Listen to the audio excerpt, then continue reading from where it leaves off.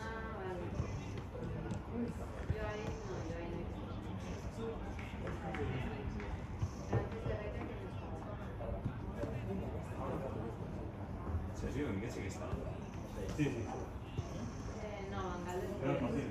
C'était évident que ça allait refaire surface, cette histoire de remplacement de Lewandowski ainsi que Lamine et Yamal. C'était sûr et certain qu'on allait en entendre parler. Pour ceux qui ont suivi mon débrief du dernier match du Barça, j'avais relevé que Lewandowski n'était pas content de sortir du terrain. Yamal, j'avais un peu plus de mal à le voir. Et il s'est avéré que lui aussi n'était pas content de sortir des terrains.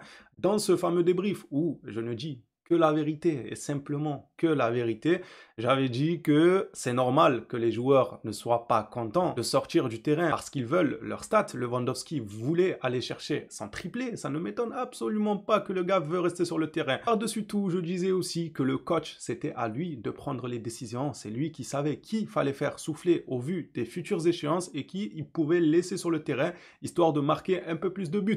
Flick est revenu sur ça car on lui a posé la question plusieurs fois. Plusieurs journalistes sont revenus sur le fait que Lamine et Lewandowski était mécontent de sortir. Vous allez voir ce que Flick a répondu à ça. On parlera aussi de l'intérêt pour Jonathan David, l'attaquant de Lille, de la part du FC Barcelone. Vous aurez mon avis au cours de cette vidéo actualité. On parlera de Szczęsny. On commencera d'ailleurs cette vidéo actualité par Szczęsny, ou plutôt par une déclaration de Flick à son sujet. Car comme vous l'avez vu durant la vidéo post-introduction, il est en train de s'entraîner avec le groupe. Mais Flick estime qu'il n'est pas encore prêt. Vous allez le comprendre durant la vidéo actualité. Juste avant que celle-ci commence, je vous invite à lâcher votre petit abonnement, c'est gratuit, ça soutient, ça me fait plaisir. Merci à ceux qui le feront. On tergiverse pas plus et on rentre dans le vif du sujet. Promesse tenue, je vous ai dit qu'on allait commencer par cette fameuse déclaration de Flick au sujet de Szczęsny. Flick nous dit, Szczęsny, avoir un tel gardien est une très bonne option pour nous. Il apportera beaucoup de bonnes choses à l'équipe. Il est en très bonne forme, mais malheureusement, il a besoin de plus de temps pour être dans l'équipe. Après la trêve de l'équipe nationale,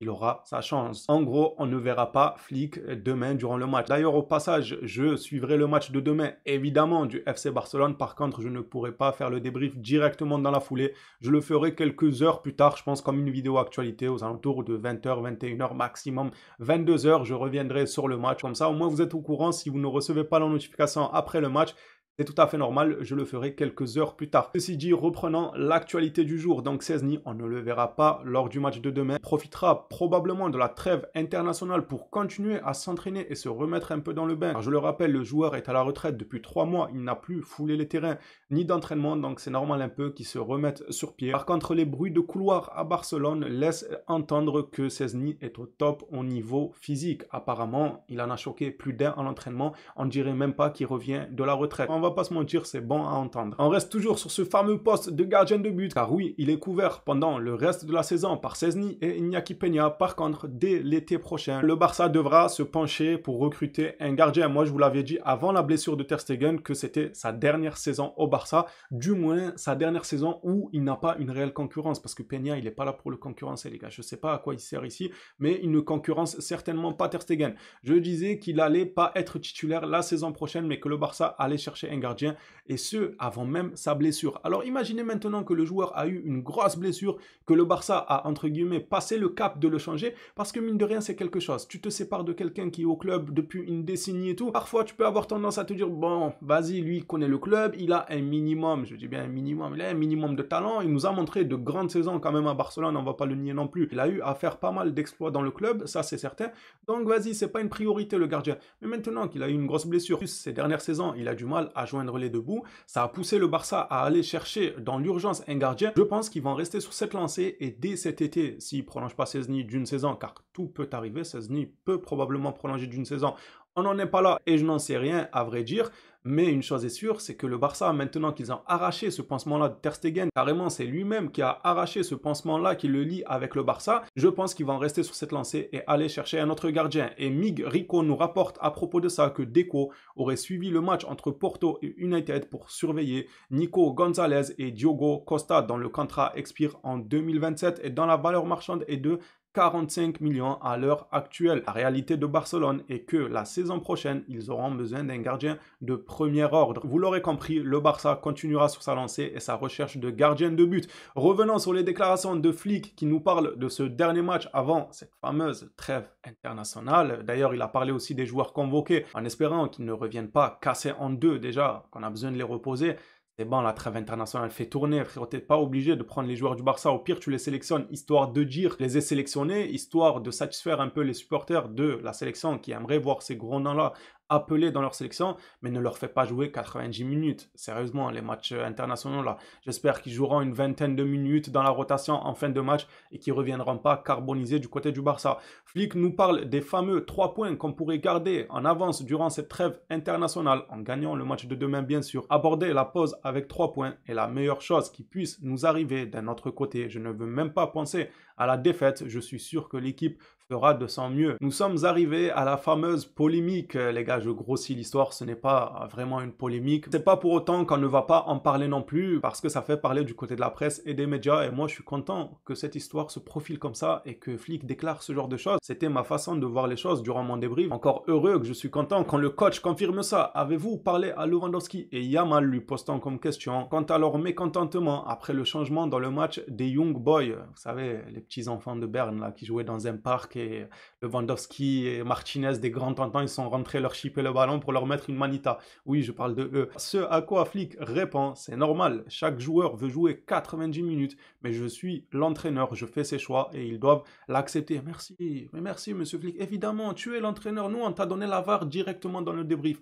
Dis que tu es le coach, c'est à toi de décider. Je peux comprendre Lewandowski, il veut chercher le triplé, nanani, il court pour le pichichi, pour les pois chiches ou tout ce que vous voulez. Ça, il n'y a aucun problème. Mais il y a plus important que le pois chiche, les gars. Il y a vraiment plus important. On a une saison à tenir sur la durée et on ne peut pas se permettre de laisser des joueurs se cramer physiquement alors que tu mènes 15 buts à 0. Il est où l'intérêt, mis à part satisfaire l'ego de certains? Non, c'est le coach, il fait des choix forts, c'est comme ça. Les joueurs doivent l'accepter. Lamine n'a pas reçu beaucoup de ballons en seconde période, mais il a toujours envie de jouer et c'est normal. Le joueur peut montrer son envie de jouer demain. Ça, c'est très bien. Je vous ai dit quoi, les gars? Ça aussi, dans le débrief, on avait souligné ça. Je vous ai dit que Lewandowski, là, le fait qu'il est sorti, bon, je l'avais pas dit pour Lamine, mais c'est pareil, vu que les deux sont mécontents, donc ils ont la même réaction. Je vous ai dit que Lewandowski, il est resté sur sa faim, là. Il est resté sur sa faim, il va venir affamer au prochain match de vouloir marquer et tout. Yamal, c'est pareil. C'est ce que dit Flick mot pour mot. Il peut montrer son envie de jouer demain. J'aime beaucoup la communication de Flick. Moi, je la trouve extraordinaire. Ça suit totalement ma cohérence. Tu sors le joueur, tu lui fais comprendre que malgré sa frustration, il devait sortir, il doit le comprendre parce que la saison va être longue et il aura tout le temps de jouer. D'accord, le match d'avant, je t'ai sorti, je t'ai pas laissé continuer à jouer. Prouve-le-moi ce match-là que tu as envie de jouer. Vas-y Lewandowski, marque-nous des buts. Vas-y Yamal, montrez-nous que vous aviez envie de rester sur le terrain le match d'avant. Moi, je trouve que dans tout ça, là, tous ces débats médiatiques, c'est une manière très subtile de titiller les joueurs. En fait, il les titille sans pour autant tomber dans l'abus, dans l'incompréhension. Ah, mais pourquoi il me sort? Je comprends pas. Pourtant, je joue bien. Non, il est titille. Les gars, on doit un peu se reposer. Par contre, demain, on a un match. Donc, montre-moi que tu voulais que je ne te sorte pas. Moi, j'aime beaucoup sa manière de faire à Hansi Flick pour être honnête avec vous. On va passer maintenant à un blessé. Dans son retour, ferait beaucoup de bien au groupe. Mundo Deportivo nous parle de Olmo. Olmo a travaillé dur depuis sa blessure pour revenir dans la période décisive après la pause. On a un calendrier de fou furieux après la pause. Le joueur s'améliore, mais il n'est pas nécessaire de se précipiter et de l'inclure dans l'équipe contre Alaves. Totalement d'accord, on n'a pas besoin de Olmo pour battre Alaves, j'ose espérer en tout cas. L'objectif pour lui est de retrouver le plein rythme contre Séville, le Bayern et le Real Madrid. Waouh, l'enchaînement. Je pense que si on sort vivant de cet enchaînement-là, on aura de beaux jours devant nous. Parce que là, les 3 matchs-là, Séville, Bayern et Real Madrid, tu peux perdre pas mal de plumes qui peuvent avoir une conséquence directe sur la suite de la saison. Si tu sors vivant et conquérant de ces rencontres-là, je pense que tu fais le plein de confiance pour le restant de la saison. Voici l'information qui nous parle de Jonathan David du côté du Barça. Alors pour être honnête, je dis oui, car le joueur est talentueux, car le joueur a encore une bonne marge de progression. Par contre, pour être titulaire indiscutable, pour être la relève de Lewandowski, à l'heure actuelle, je dis bien à l'heure actuelle, ça sert à rien de me ressortir des extraits dans 3 ans, dans 4 ans, quand il sera monté dans une fusée de la NASA sur la Lune, vous me direz, ah mais tu disais quoi, non, ça sert à rien les frères, à l'heure actuelle, regardez vos montres, regardez il est quelle heure, regardez surtout la date aussi, à l'heure actuelle, ce joueur-là n'a pas les épaules pour être titulaire indiscutable et être le futur numéro 9 du Barça en étant titulaire indiscutable. Là où je dis que je suis intéressé, c'est dans la rotation, c'est dans le fait de lui laisser sa chance car il arriverait libre. Tu peux faire une plus-value sur lui en le revendant, comme on l'a fait par exemple avec Kessié, avec Christensen à l'avenir si le club décide de s'en séparer. Ils l'auront récupéré gratuitement assez jeune, donc ils le revendent, ils se font un petit bénéfice sur lui. Jonathan David t'offre cette opportunité-là. C'est un joueur talentueux qui peut progresser à l'avenir encore plus. Donc tu ne perds rien, il viendra gratuit, mis à part sans salaire.